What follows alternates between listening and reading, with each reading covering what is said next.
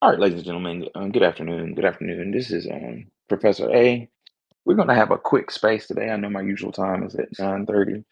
My music abruptly went off, so if y'all can hear me, give me a thumbs up. Just making sure you can hear me. Again, if y'all can hear me, give me a thumbs up.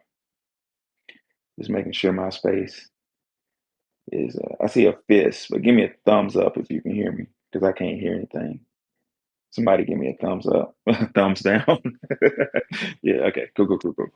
All right. Yeah, this is not going to be as long as usual, and we'll have our usual programming um, at 9:30 after 9:30. But I had to address an issue that our brother Tariq is put or made me aware of that deals with John Leguizamo. My God, um, and I want to address it with a little scholarship because I think I understand what's happening. So let's go ahead and get right to it. Wani spots might roll through for a minute, likewise with Nikki, but I just wanted to do this real quick. So I put a poll in on my space um, regarding this issue. Um, is the Crip walk Chicano? Is the Crip walk of Mexican origin? And last but not least, is John Leguizamo a historian for FBA? Well, the answer is hell no and hell no. Um, what do I think is going on, ladies and gentlemen? What I think we're looking at is colonization of culture and the colonization of our culture has gotten so wild, so out of hand, so unchained that we got jokers like John Leguizamo commenting on street gangs. If you look back at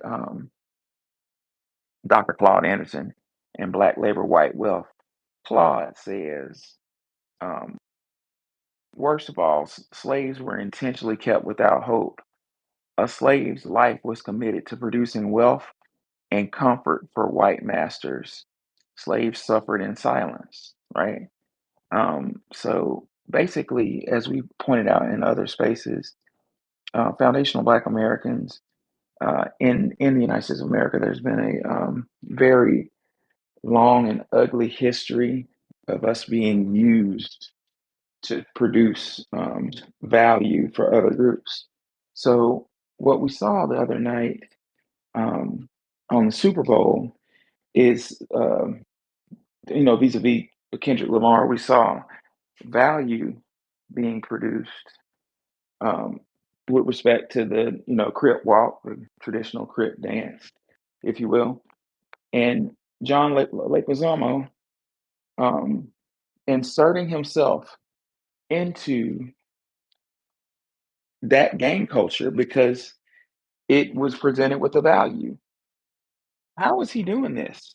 You know, why is he? What makes him feel so bold as to do that? Back when I was a child, if you did something like that, in the '90s and early 2000s, if you would have did some shit like that in Little Rock, Arkansas, or Birmingham, Alabama, or oh God forbid, in Los Angeles, y'all already know what would have went down. So I just think it's very fascinating that this gentleman to see that, and this issue needs to be addressed. And my question to the panel is, why do you think he feels comfortable doing that? If you want to comment on it, feel free to grab a mic and come up, um, hop on up. The black.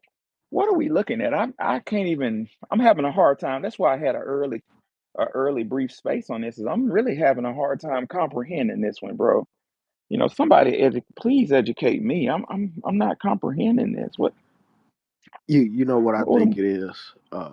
what The fact that our culture impact has been so strong around the world, and these essays, they are kind of like our little brothers. They want to be like us, literally.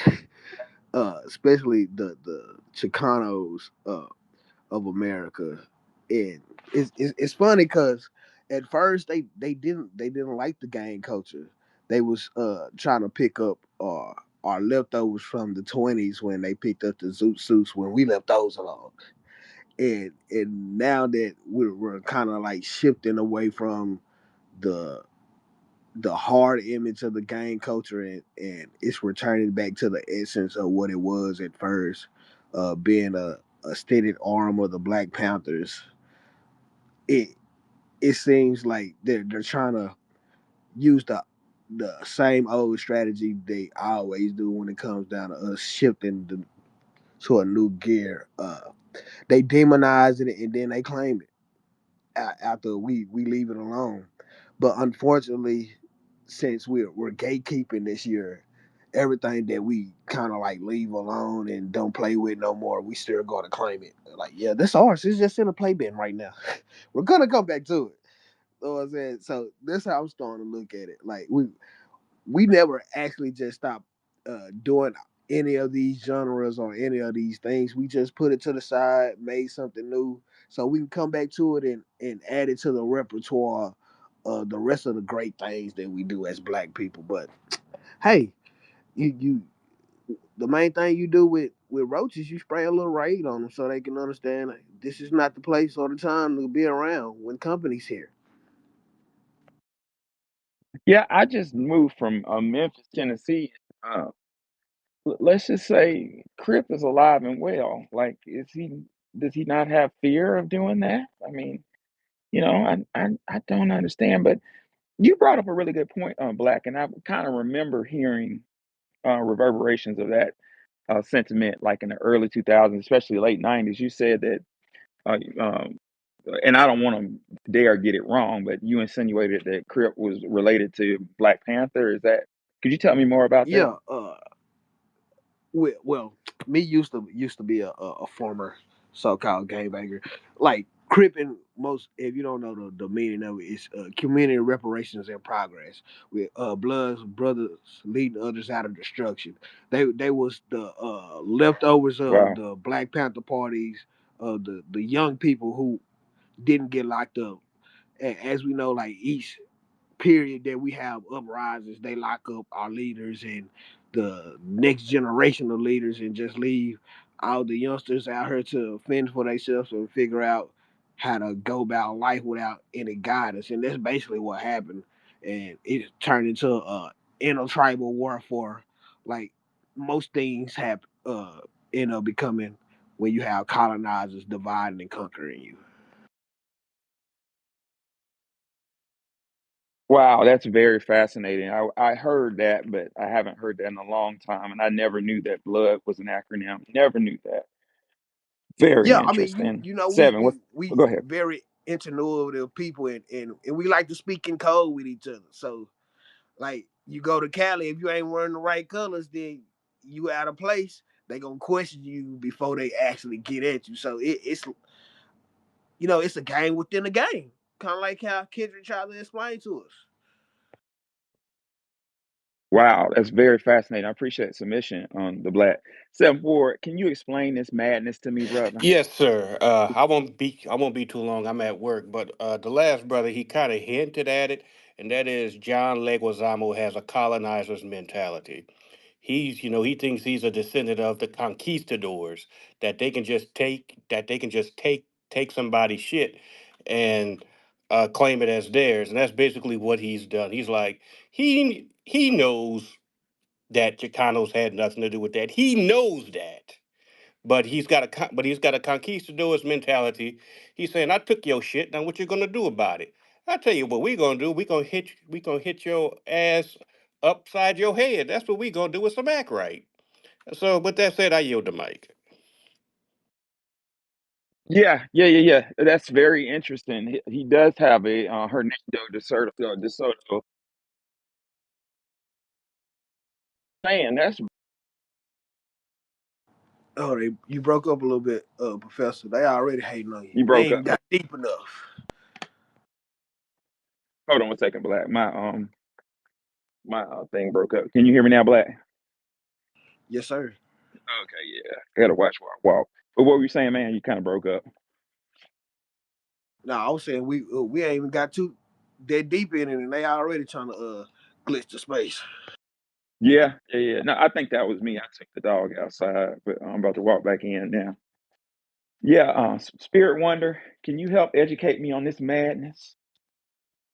Yes, how you doing? Thanks for having me on the platform. Yes, sir. Thank you for coming.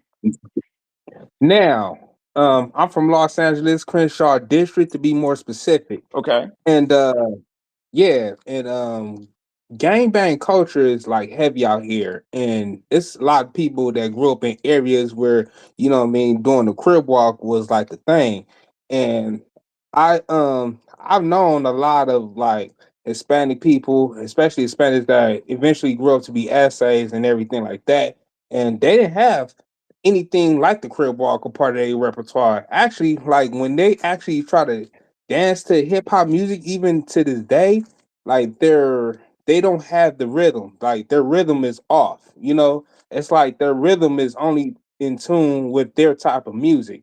But indulge in our music.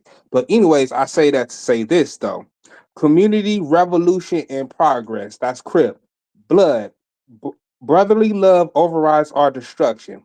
Now, with that being said, there's nothing you could show to the public that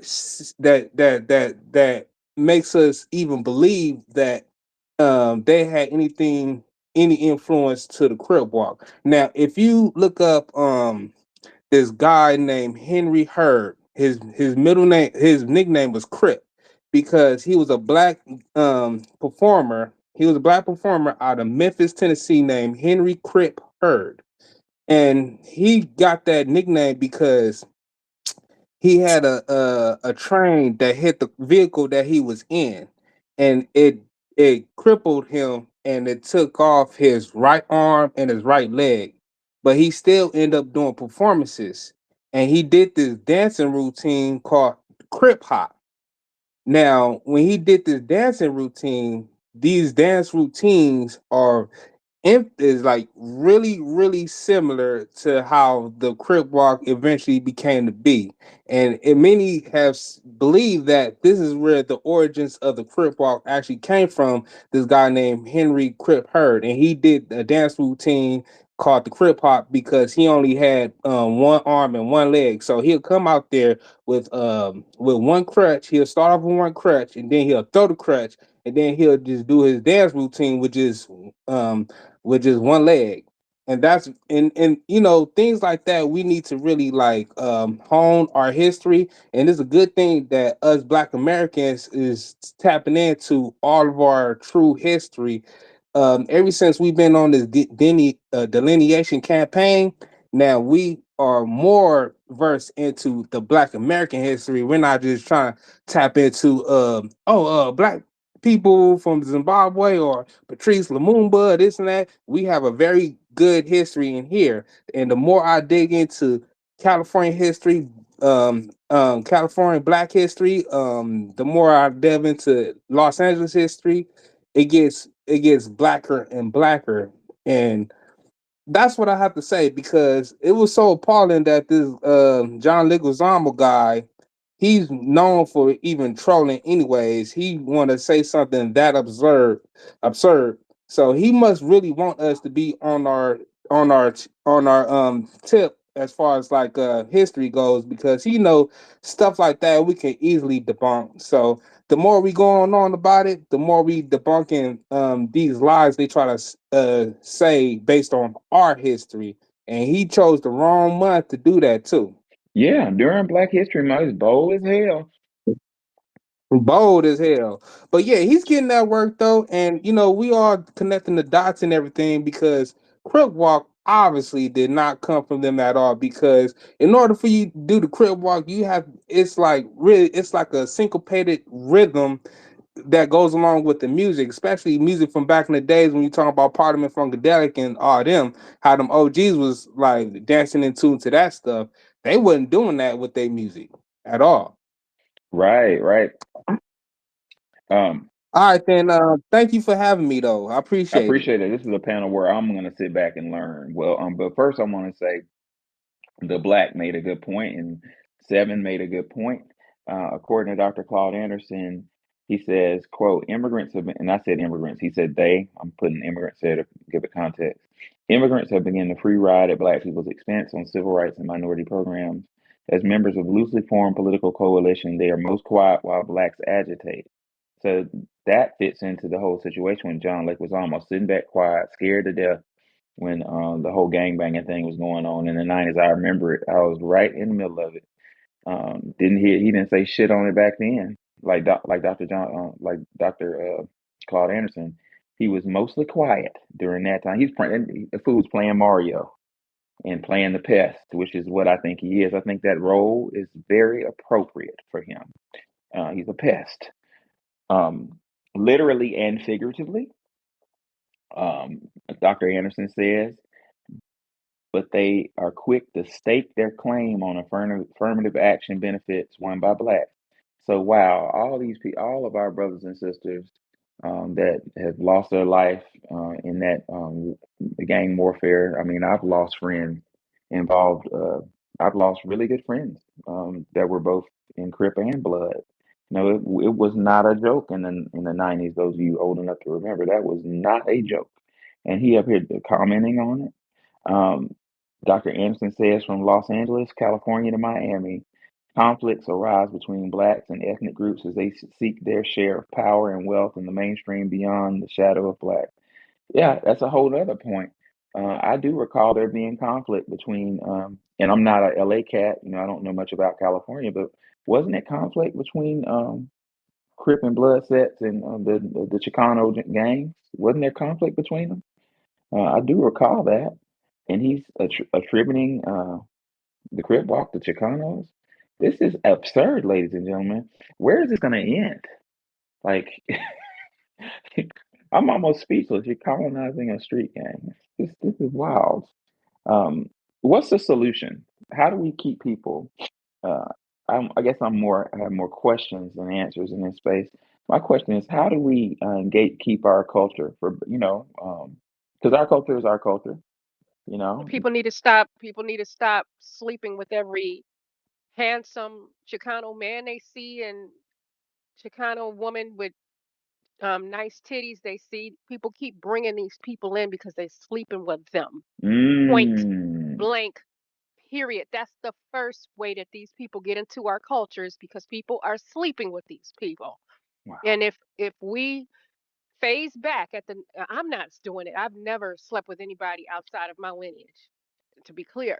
But if people start phasing back, you'll stop seeing so much cultural appropriation. That's the number one issue that we have with people with gatekeeping our culture. Stop sleeping with them. And I'll land at that. I'll pop back in with the conversation. That's very fascinating, Nikki. It's fascinating because Dr. Chancellor Williams, in his book, The Destruction of African Civilization, identifies that that's how Egypt fell. Egypt fell because the Egyptians, who did not race mix, they were very strict on race mixing, lowered their standards. The leadership of Egypt lowered its standards and allowed white Arabs. Dr. Chancellor Williams calls them white Asians, but um, it's a play on words. They were Arab. He allowed white Arabs to have Egyptian women because they were lonely. And in less than 200 years, the mixed race babies in Egypt had a whole section of neighborhood wherein they identified themselves as not black, and they turned on the black Egyptians, and a civil war broke out. So we keep seeing this whole theme of race mixing and interracial dating as a tool of warfare that nobody people want to act like it's taboo, but I don't give a damn. I'm gonna say it from the mountaintops because I'm a victim of that. My obviously you can look at my picture and see that we're all mixed up. My great great grandmama was raped during the slave trade on the killing fields of Aniana, Alabama, and that was done intentionally to separate the race.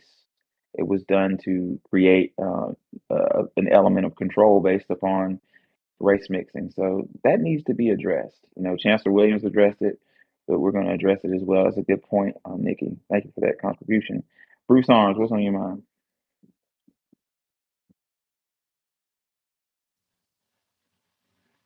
Brother Bruce Arms, can you hear me? Brother Bruce. Hey, Nikki, can you hear me? Is my thing going out? Uh-oh. I was talking. We can hear from. I can hear professors. Let me see who just came up. It was Bruce Arms. I know. Go ahead and speak. You're welcome to speak. Go ahead. Go ahead, Bruce. We're gonna go. I'm gonna shift gears from Bruce to Spirit Wonder. Bruce, you got five, four, three, two, and one. We're gonna go to Sotar. Sotar just came up. Sotar, what's on your mind, bro?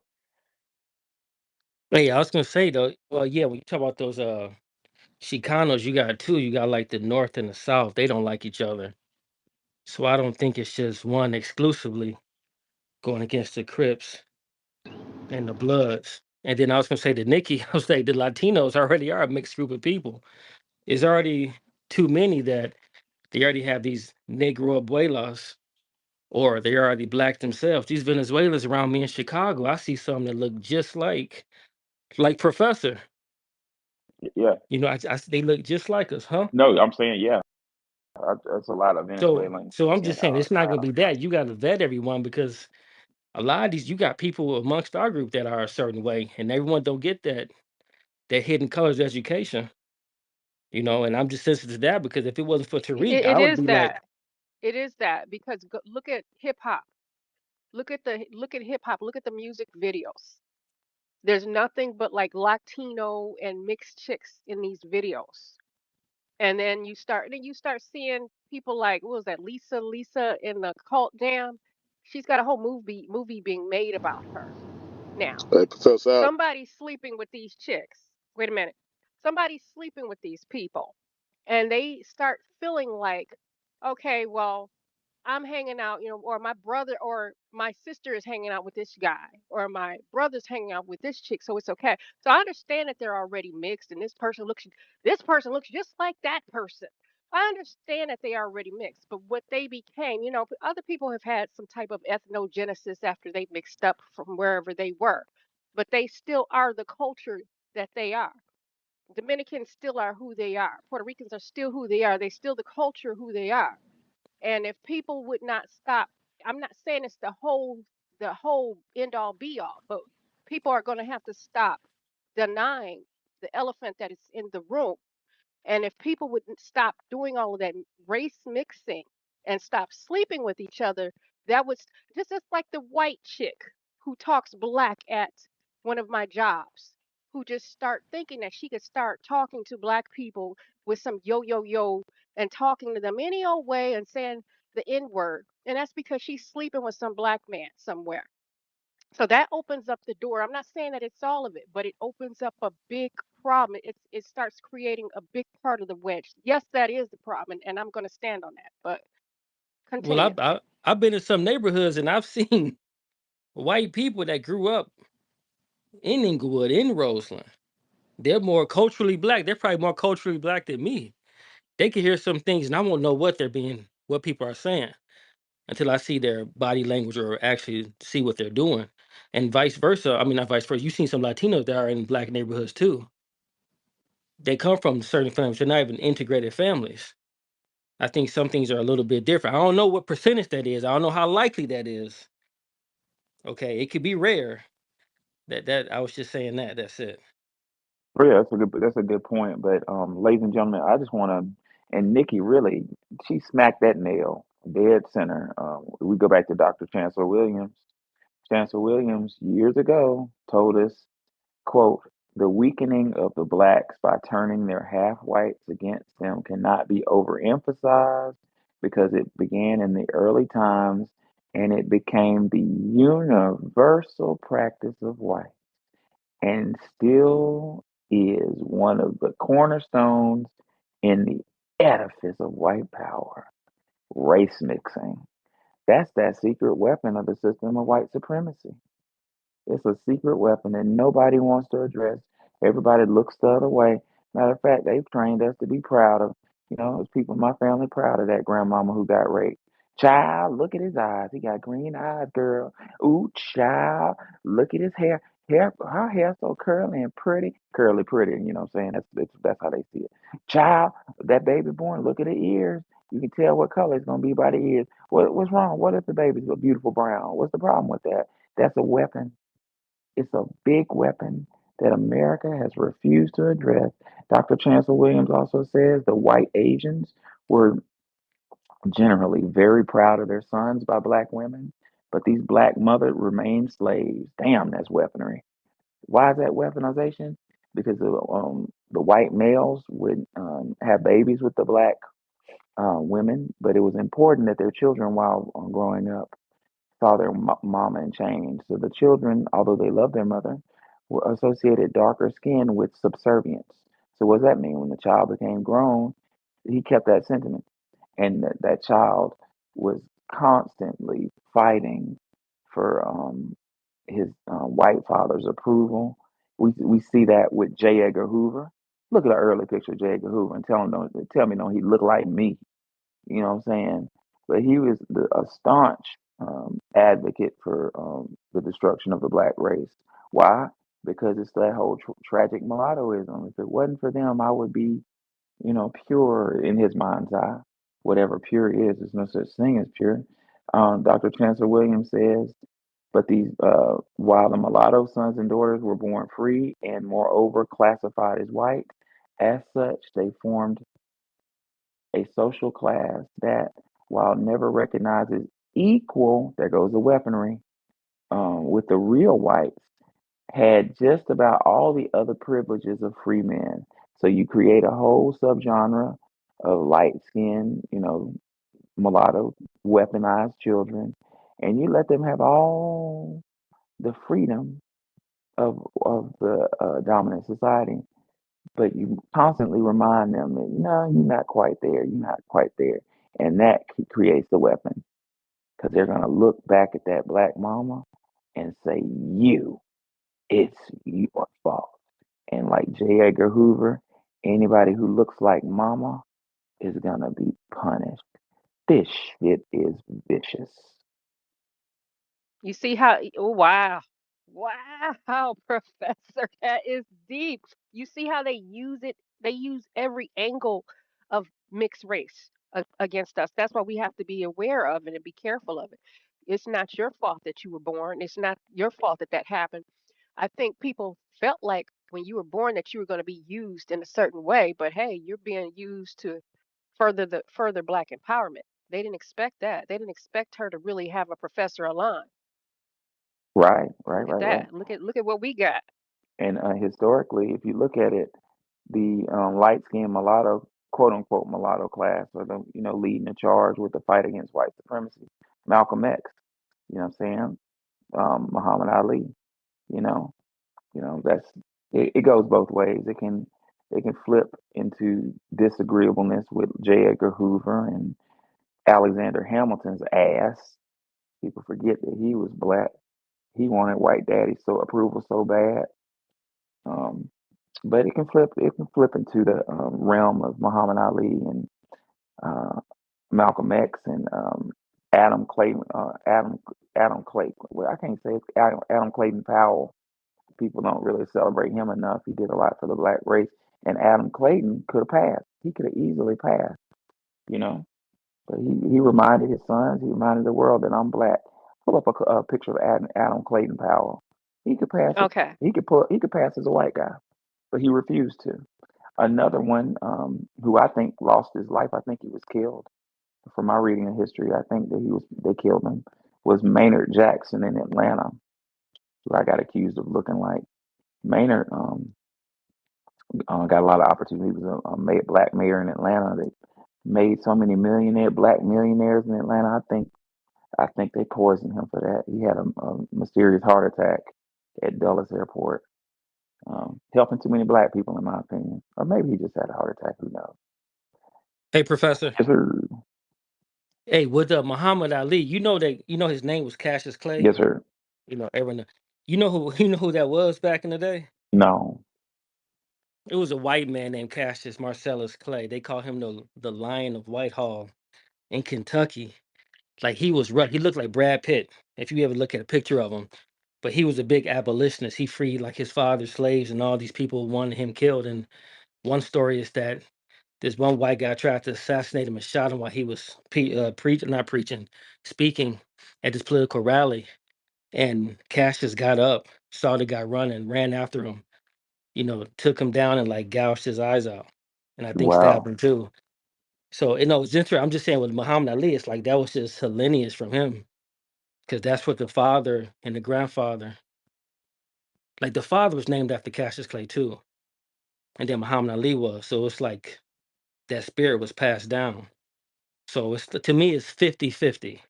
Whoever educates that person with the white, Latino, Asian parent first. Or if the person is really one, he wants to know the honesty or the truth.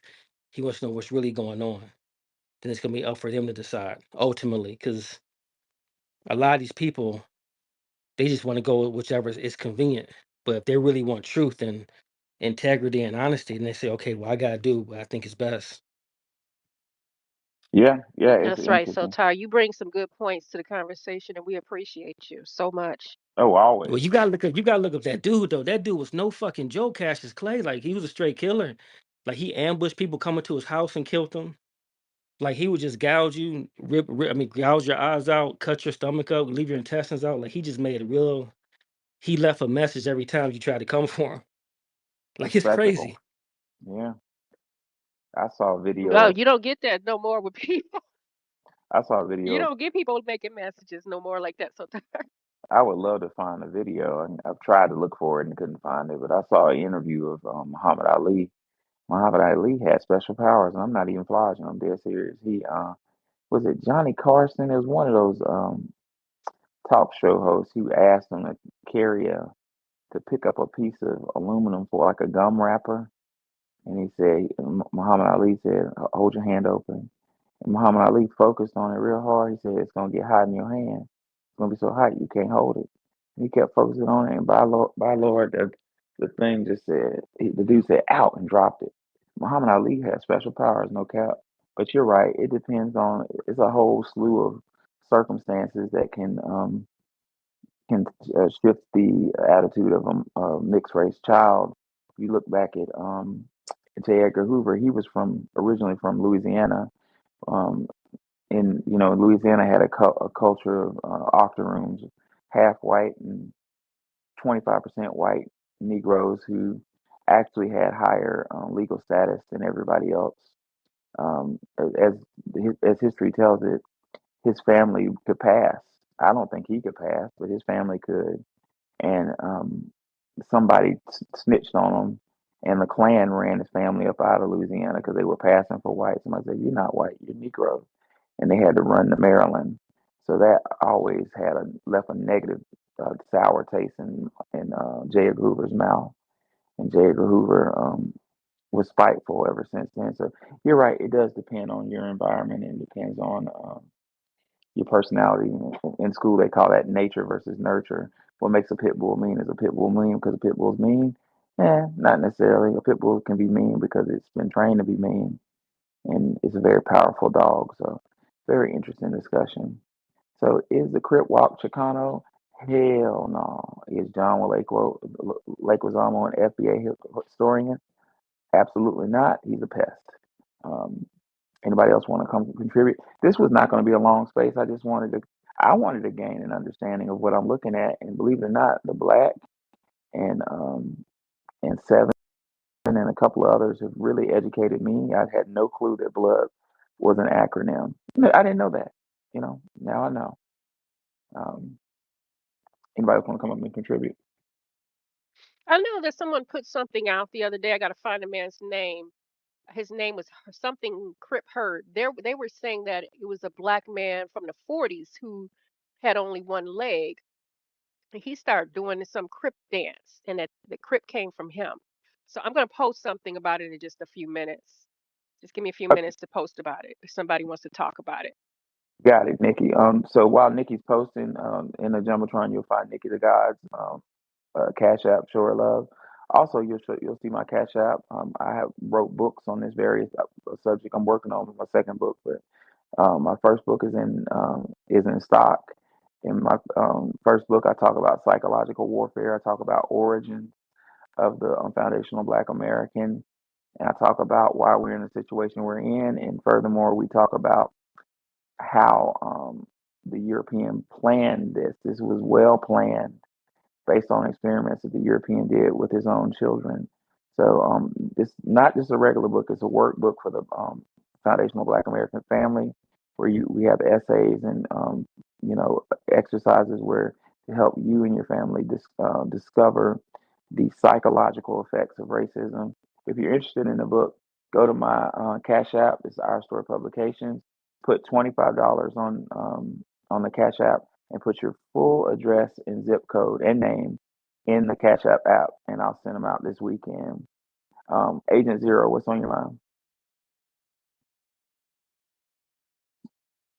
On Hey, y'all. Oh honey. man, doing Um, well. I heard Tariq yesterday. I don't want to say the guy's name wrong, but it was something Bear, if I ain't mistaken.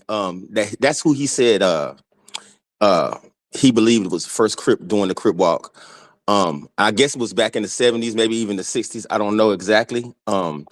I think he said he was going to talk more about it on a later date, but from the best of my knowledge, that was, that's as far back as I ever heard anybody speak about anybody doing the Crip walk. I've seen it when I used to live in Texas. I seen cats do it, and that was way back in the 90s. But I'm actually positive it goes back further than that, and I know it originated in California at least. Oh yeah, I've seen videos. I'm gonna find the video. It's a white lady in England. This is years ago. A white lady in England with a YouTube page teaching people how to crip walk. Sometimes folks need to mind their goddamn business. Like, what's this got to do with you?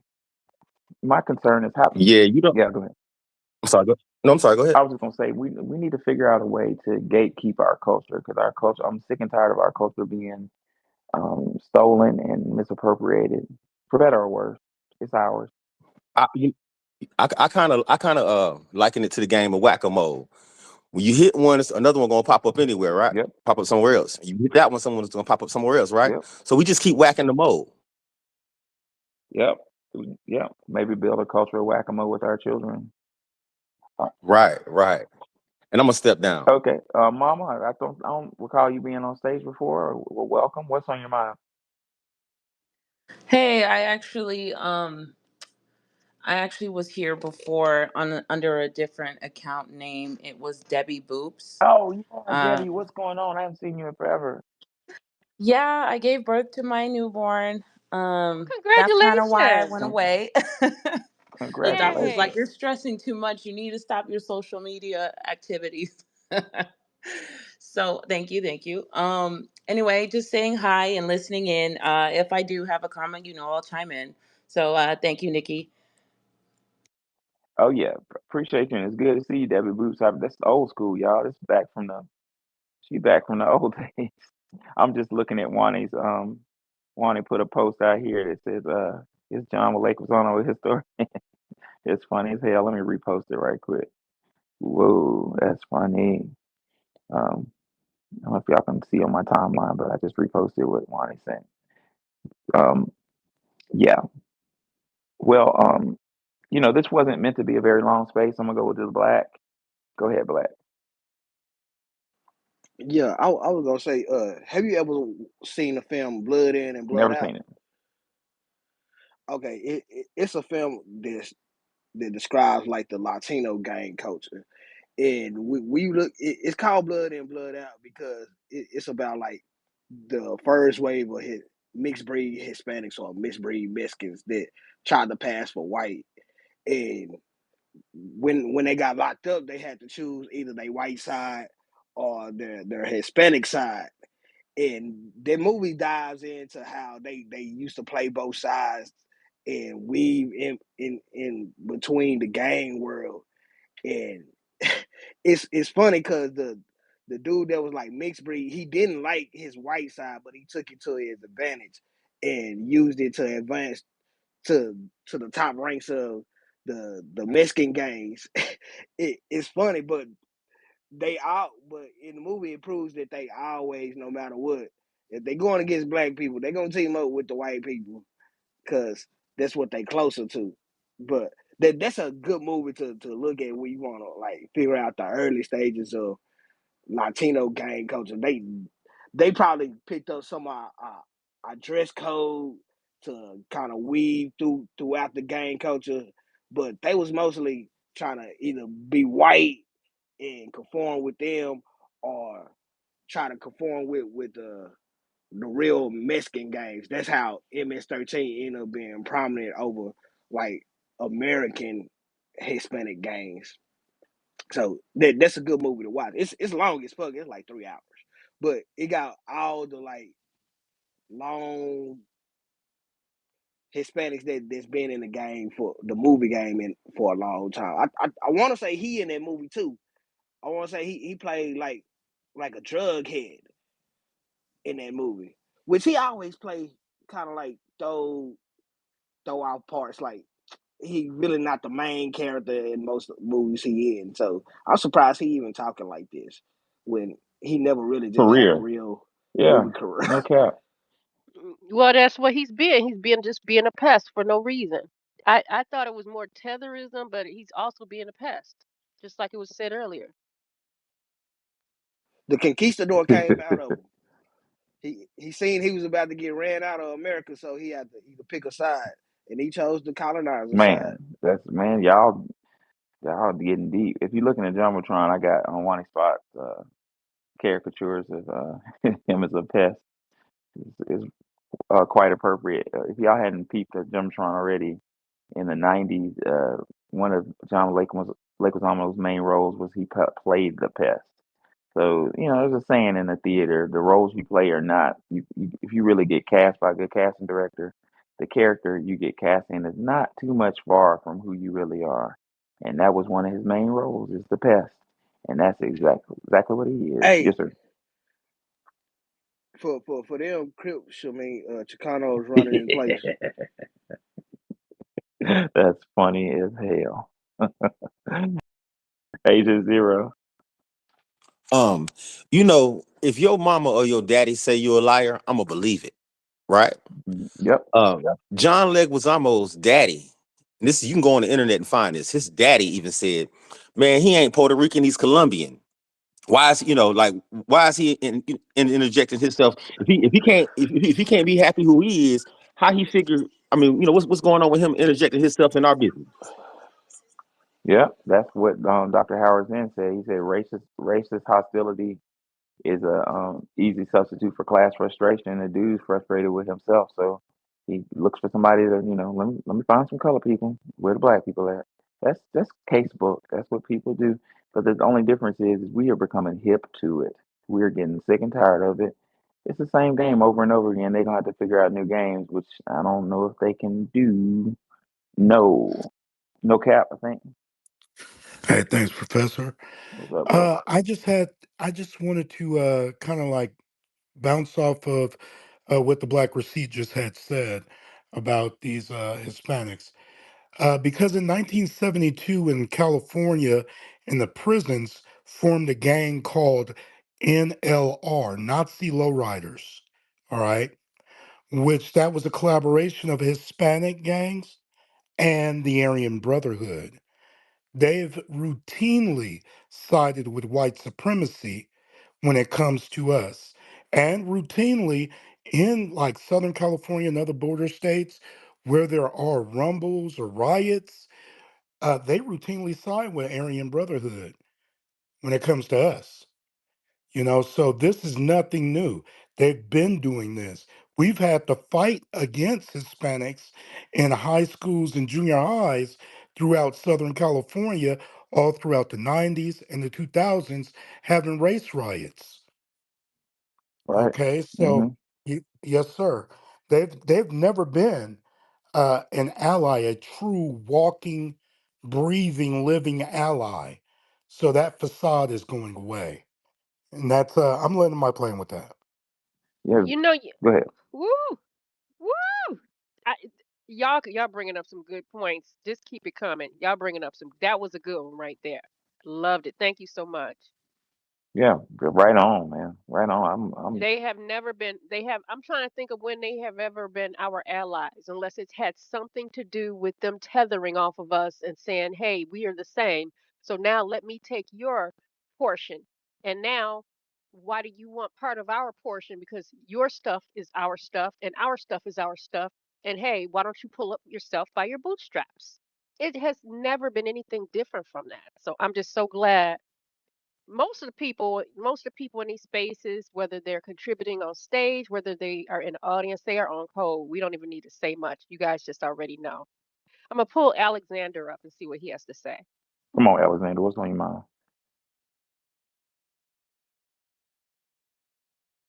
What's going on, Alexander? You there you go, Alexander. You can come off your mic. Hey, what's up, family? Peace, love, and reparations to the room. Just to piggyback off of what the brother just said there too. I lived in California for over 10 years, both SoCal and NorCal, but I'm from out here in the Midwest, raised, born in Harvey, Illinois, raised in Gary, Indiana, and all that stuff. But even out here in the Midwest, it might not be as heavy as it is out there on the West Coast. But we in high school we've had to fight with the Mexicans as well. We had to go against the Latin Kings and all these other different sets and groups and stuff like that. As black original Black Americans. So you know. But when you look closer into the West Coast, you see that they really dealing with it. So it's like we're getting a little trickling of dealing with these people out here in the streets, and now realizing that when we look into the history of it all, that this is actually has been going on for a long time. They've been advocating against us. They're it's I like to say that they're their gangs look out for their politicians, and they both work together to go against our people. That's kind of how I say it. Like they're like the enforcement arm that kind of like try to get things popping in the streets so that their politicians can run up behind them and get all this sort of legislation pushed through. But yeah, they when it comes to push to the needle or push to shove, they're going to side with white supremacy, despite the fact that the white supremacy is now saying, "Hey, we," because it's a threat to them. These guys, what's the population of Mexico? It's like 130 million people. I gotta believe there's more of them than actual bona fide Anglo white Americans. So they're getting pushed out, and they realize they don't realize that there's so much going on. But that was just my submission. Yeah, good point. Good point. And what you just said, Dr. Howard Zinn agreed with that with respect to the right before the Great Migration, the dominant society needed a legal side of enforcement and an illegal side of enforcement. So the dominant society had the police as a legal enforcement, but sometimes people don't listen to the police. So the dominant society hired the Italians as the illegal side of enforcement, and the mafia, according to Dr. Howard Zinn, worked for the government. We should never forget that. We're gonna go to Mama and then the Black. Oh, I just wanted to comment. I'm a conspiracy theorist, but word on the street is that Hispanic people are the bastard children of Arabs and Europeans. So they're a created culture of people to do the slave driving while everybody else just rakes in the resources and all that. Interesting, very fascinating. The Black, what's on your mind?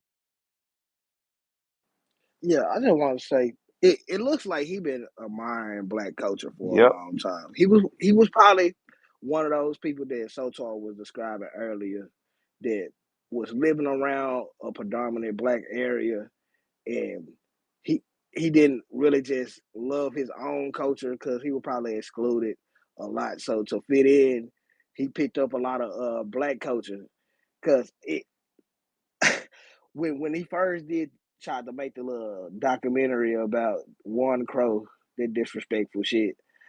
I forgot that he made a little hip hop uh opera at in Broadway. It it was like a ghetto Latino thing, but he was showing pictures of him growing up during the '60s and '70s. Like boy had a fro and everything. He was dressing just like black people, so I understand the vitriol that he had. He he wasn't fully accepted in our culture because I mean we allow visitors, but we're not gonna let you just take claim to anything. And it seems like the Hispanic culture didn't allow him in there because he kind of moved away from their actual culture. So yeah, it just seems like he's a kid that's mad. that he can't play with other people's toys no more. Yeah, no cap. And maybe like them old jackets them old men used to wear back in the 80s and 90s. Maybe we need to turn to a members only club. Y'all remember them jackets, members only? I'm God dog. I'm dead serious. Members only. Hey, they the reasons why we stopped wearing the British Knights and the Christian Knight shoes because they started wearing them. And then I'm glad the brother brought up the Latin Kings because those was their original gangs. And then when the Mexicans actually came in and started taking over the MS-13 people, that's when you start seeing like predominant Latin Kings or them other Puerto Rican gangs that they used to have.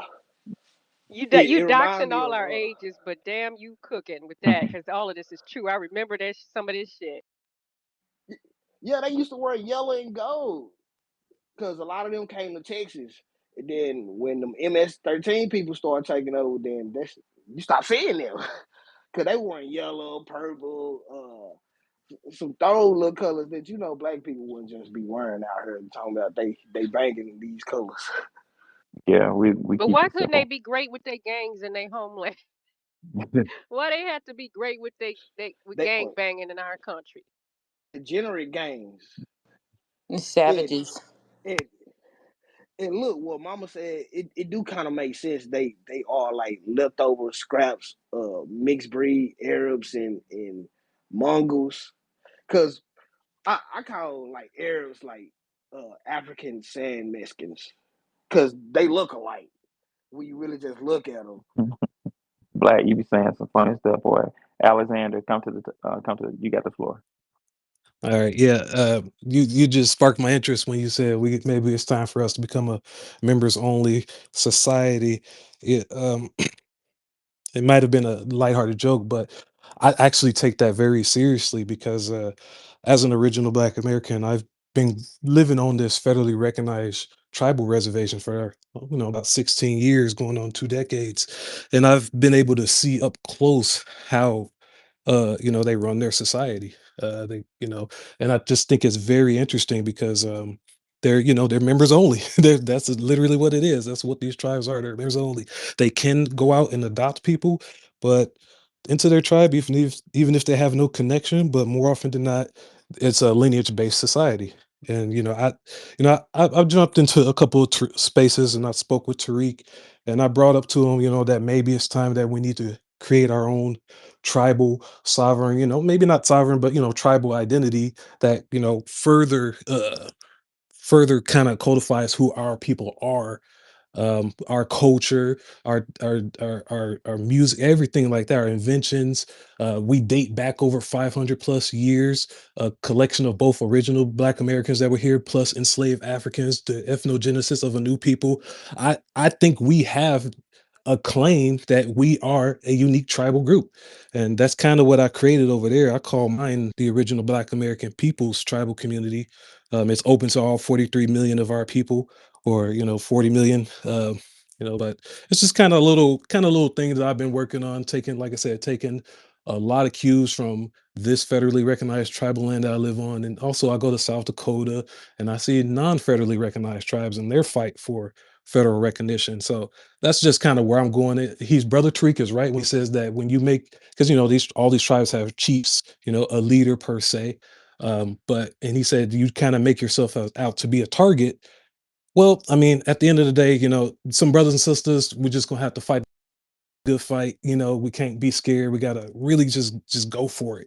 That's kind of how I look at it. I'm kind of the first chief at the moment, but anybody, if a group of, a majority, because it's extremely democratic, I could get voted out for someone else, more balanced and logical or whatever they see in the future and how we need to move. So I don't know. I really take what you said to heart because that's kind of where I'm taking it going forward. Yeah, appreciate it, man. That's very interesting. Wow. What He reservation are made you on? I don't. Well, I don't. I don't want Well, you don't to. want to identify. I got you. Well, I DM me. mean, Yeah. it's well. I'll just come out and say it. It's the richest Native American tribe in all of America, over here, out here in Shakopee. It's a cool place. It's kind of crazy that the universe placed me here because, like I said, there is no tribe that's richer than these folks, and I get to see a wide variety of very interesting things. Um, Wow. like how they enroll people and what are the qualifications, what they get when they're 18 years old, which is like 1 acre of land, $1 million up front, and No, it's about $80,000 per month, about 40,000 every 2 weeks. It's a really extremely system they got set up here. that's crazy. I've never even heard of that. Do me a favor and DM me more information on that so I can do some research on that. Yeah, For sure. yeah, please, Yeah. because I was gonna ask you to do the same for me, but if you're gonna send it to him, that's fine. Yeah, no, for Yeah, sure. I'll send it to Nikki. Okay, guys, this wasn't meant to be a very long space. I got my questions answered. We're going to take a couple more callers, and we're going to call it a night. We will be back with a whole nother topic at after 9:45. So, no cap. What's on your mind? Okay.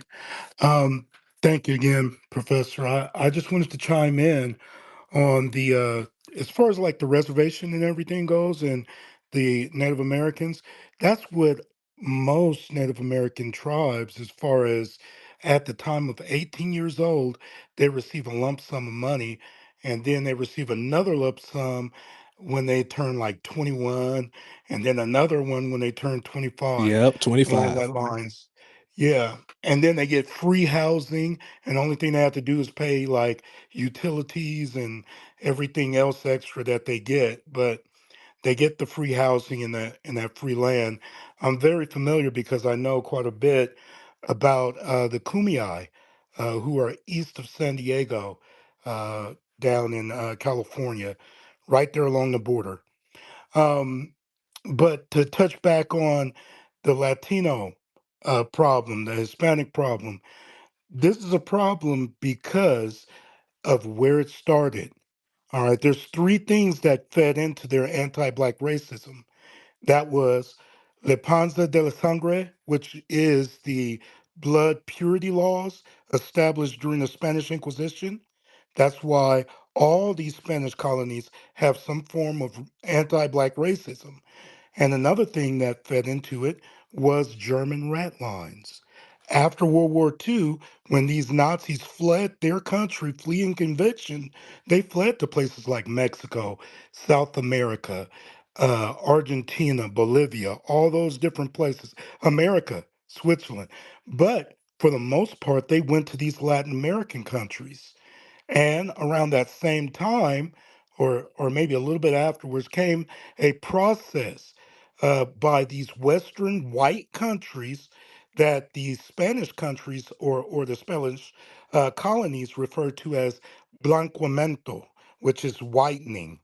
And they sent men, white men, down to breed whiteness into the people. So a lot of that racism and stuff has been like baked in over and over and over. And then they get welcome over here to take part in a racial hierarchy system that they're way more than willing to take part in. All right, I'll land with that. Thank you again, Professor. No, no doubt. So I saw somebody try to come up. I don't know if he disappeared, but if if I pulled him up, and I don't know what happened. yeah, I didn't drop him down. He kind of like dropped down. But ladies and gentlemen, we will be back around sometime after 9:45 Eastern Standard with a deeper, more meaty topic. I had to post this to do some research of my own and find out what the people had to say about this mess. But again, it's all about co-opting. It's all about colonizing culture. Ladies and gentlemen, I learned a lot from y'all, and